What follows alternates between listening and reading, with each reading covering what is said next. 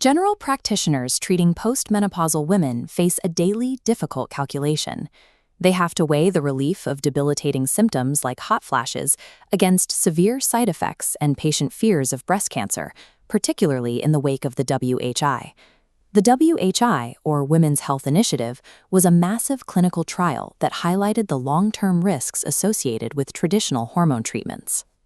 Beyond the severe risks, there is also the clinical nuisance of standard hormone replacement therapy, or HRT. Unpredictable breakthrough bleeding is so common and so frustrating that it drives high numbers of patients to simply abandon their treatment entirely. This chart plots the reality of menopause treatments, measuring effort and risk on the vertical axis against symptom relief on the horizontal axis. Standard EPT lands in the upper right. It scores highly on symptom relief, but sits uncomfortably high on risk and side effects. Doctors need a therapeutic alternative. They need a compound that maintains the powerful efficacy of combined HRT without triggering the bleeding and breast tenderness that kill patient compliance. This is where Tibolone enters the picture. Tibolone is classified as a STEAR. A STEAR is a selective tissue estrogenic activity regulator. The core concept of a STEAR is structural flexibility. It is a synthetic steroid designed to behave differently depending on the specific target tissue it enters in the body.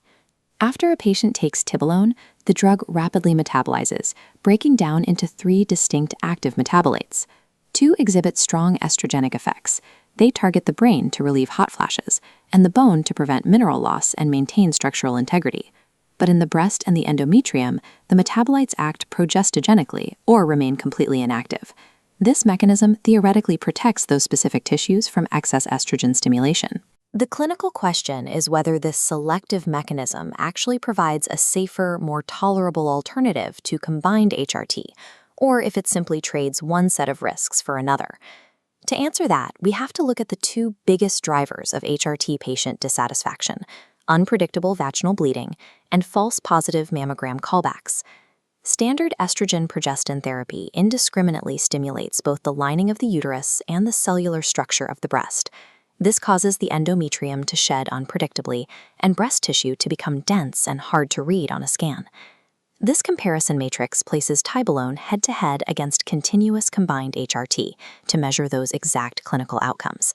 For bleeding, Tibolone causes an 86% reduction in breakthrough bleeding days compared to standard EPT. For mammograms, Tibolone does not increase mammographic breast density.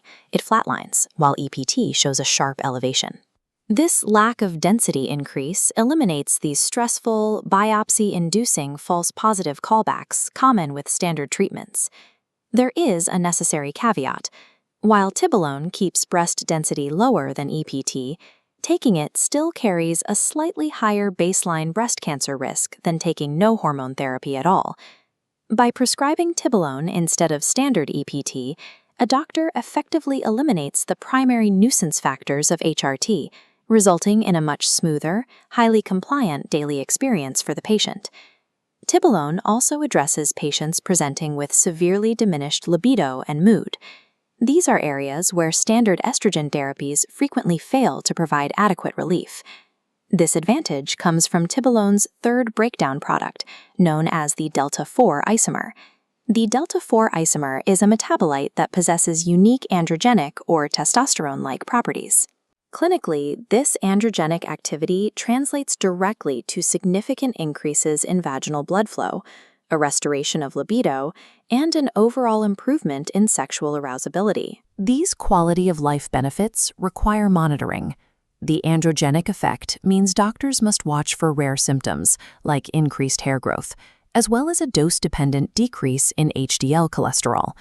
HDL stands for high-density lipoprotein, the good cholesterol that helps clear your bloodstream. For postmenopausal women whose primary and most distressing complaint is sexual dysfunction, Tibolone offers a targeted, superior intervention over standard HRT. But Tibolone has a hard ceiling. When we shift from measuring symptom relief to evaluating cardiovascular safety in older populations, a severe limitation emerges. The primary physiological threat is an ischemic event, a blockage cutting off blood supply, occurring inside an aging vascular system. The extent of this threat was exposed by the LIFT study. LIFT, or the Long-Term Intervention on Fractures with Tibolone, was a trial originally designed to prove the drug could prevent bone fractures in older women. This graph shows why researchers abruptly terminated the trial early. The data revealed a 2.2 times increased risk of stroke among Tibolone users compared to those taking a placebo. Because a person's baseline risk of stroke is heavily dependent on their age, the absolute danger of taking Tibolone spikes to unacceptable levels for women over the age of 60. This cardiovascular risk completely overrides any bone density benefits the drug offers. It creates a strict rule for prescribers.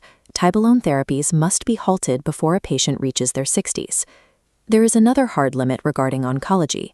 Because Tibolone is inactive in breast tissue, it seems like a logical assumption that it would be safe to prescribe to breast cancer survivors suffering from severe menopause symptoms.